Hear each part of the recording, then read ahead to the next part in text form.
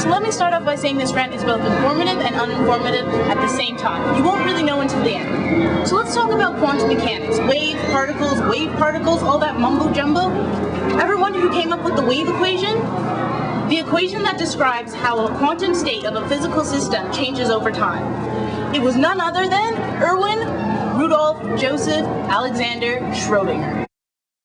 Schrodinger wasn't all too satisfied with Bohr's orbit theory.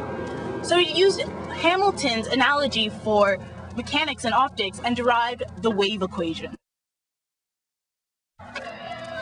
So this equation was considered revolutionary to quantum mechanics, and indeed all physics and chemistry.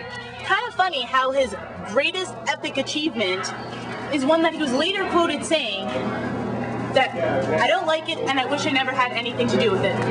Fail.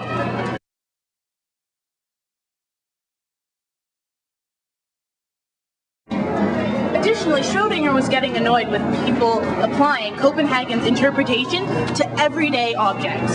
So he decided to create Schrodinger's cat, a thought experiment entirely for the purpose of disproving this application. So, the thought experiment is, there's a cat in a box with a vial of poison. You don't know when the vial of poison will be released, so the cat is both simultaneously dead and alive until you open the box. Wow, Schrodinger, you spent all that time and effort just on a theory to disprove people. Bit full of yourself, eh?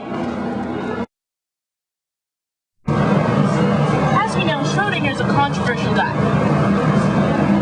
While working in Germany during the rise of Hitler, Schrodinger was openly heard making statements about his opposition to Nazism. So he fled the country and moved to Austria.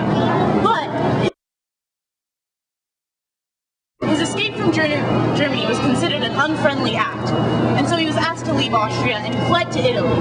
Wow, really knows how to put his foot in his mouth. Additionally, while working at Oxford University, he was considered a bit of a ladies' man, having relationships with multiple women under his wife's knowledge though. But his unconventional lifestyle was not suited to Oxford's standard, so he had to leave. Multiple women or a position at Oxford? Hard choice, really.